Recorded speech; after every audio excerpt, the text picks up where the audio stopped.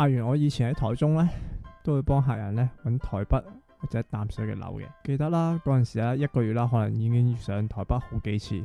每次上嚟嘅時候啦，都要揾地方或者係同朋友借住一下。但係冇諗過咧，終有一日咧，阿元都會住翻淡水嘅。咁唔係搬屋啦，又唔係轉工。其實咧，依家我室友咧喺台北做嘢。咁如果唔想嚟嘅話咧，我諗真係屎忽開花都得啦。咁而竹圍呢個地方咧，咁雖然話佢係淡水啊，但係其實比較靠近呢個關島嘅。咁我感覺咧就好似係你拎住新北市嘅 passport。咁但係咧，淡水人咧就唔會覺得你係淡水人，關島嘅人咧都唔覺得你係台北市入邊嘅。咁但係竹圍呢個地方咧住落咧都可以話唔錯嘅。雖然啦，竹圍雖小，鋪頭咧嚟嚟去去咧都係嗰幾間，但係其實你想食咩咧都有嘅，同埋有壽喜燒、有雞肉飯、有生骨牛肉粥、有米線、魚生、拉麵、意大利嘢都有。雖然食乜都有，咁但係就真係嗰幾間咯。同埋咧，如果你想10點之後打後喺度買宵夜咧，咁我諗咧竹圍咧一定有一個好好嘅好處，就係可以幫你戒食宵夜啦。咁竹圍嘅樓咧，大部分都係舊樓，咁啊樓齡20年、30年咧都係好常見嘅。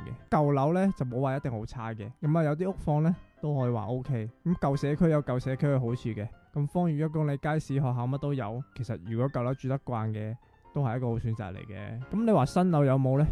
有嘅，不過少。價錢呢就係至筍價，同埋呢佢啲大樓呢都會沿住呢一個省道2號呢咁啊開始起。咁好多呢都係靠河邊嘅，雖然翻屋企啦會塞車啦，但係翻到屋企可以睇河景，咁啊真係唔同啲嘅。咁另外啦，有啲朋友呢成日都問我，喂，阿元呢咪已經冇做啦？喂，冇做我死啦！咁我而家其實仲喺台中做地產嘅，只係換咗公司啫。咁雖然我而家大部分時間都係講移民經，咁但係我仲做緊呢一個地產噶嘛。所以呢，各位朋友如果喺台灣呢想揾阿元呢，不論你台北又好、台中又好、台南又好 ，call 我。嗱，唔講唔知啦，其實阿元我呢有一個嗜好嘅，就係做垃圾佬，即係呢睇下啲二手嘢啦。咁啊，所以如果大家呢中意睇下啲二手嘢嘅話呢，我就推薦你去呢一個 Heart Of。呢個呢係一間日本嚟嘅公司啦，咁係一間二手店嚟嘅。咁啊，台灣呢得台南同埋桃園呢有分店，入邊嘅嘢呢就好多種類嘅。咁啊，由相機、電腦、遊戲機到啲 game 啊、模型啊都有嘅。咁你都可以將啲你用唔到嘅嘢呢就攞去賣嘅。現場呢係會有職員呢幫你做估價。阿元我咧每次去咧都會睇下咧有啲咩嘢可以買下嘅，比起咧睇蝦皮咧更加有一個實際嘅感覺。咁另外咧介紹一個地方啦，咁如果你想睇啲名牌精品啊，咁我好推薦你去呢一個桃園嘅華泰名品城。咁佢係一個可以退稅嘅outlet，咁你好似買鞋啊、買衫啊、買啲港女包啊，成日都會有折頭，喐啲咧就3至4折咁樣嘅。咁地方又大又好閒，如果搭車嘅話咧可以坐高鐵，又可以搭捷運，咁啊非常之方便嘅。咁啊講完啦，我行街先，拜拜。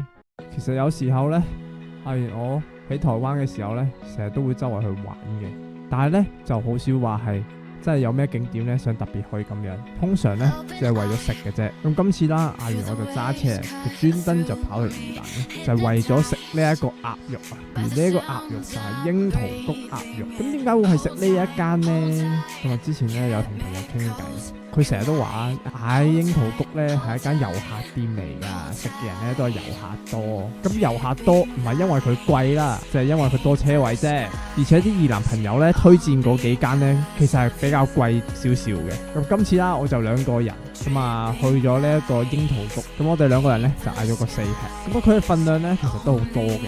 而櫻桃谷咧4吃只係2500左右，真係唔係特別貴嘅啫。咁4吃咧佢就有鴨肉壽司啦、鴨肉粥、鴨皮卷，剩低嘅鴨肉咧就斬件。如果人唔多或者食量比較少咧，其實4吃咧就好夠噶啦。如果咧你係5吃嘅話咧，咁你可以揀其他3杯等等嘅其他煮法啦。咁我又好少嗌嘅，所以大家自己參詳下啦。咁但係我推薦嘅咧一定係食原味。咁你走嗰陣埋單嘅時候咧，記得睇下出面個雪櫃。咁咧佢有賣一啲鴨掌等等嘅手信。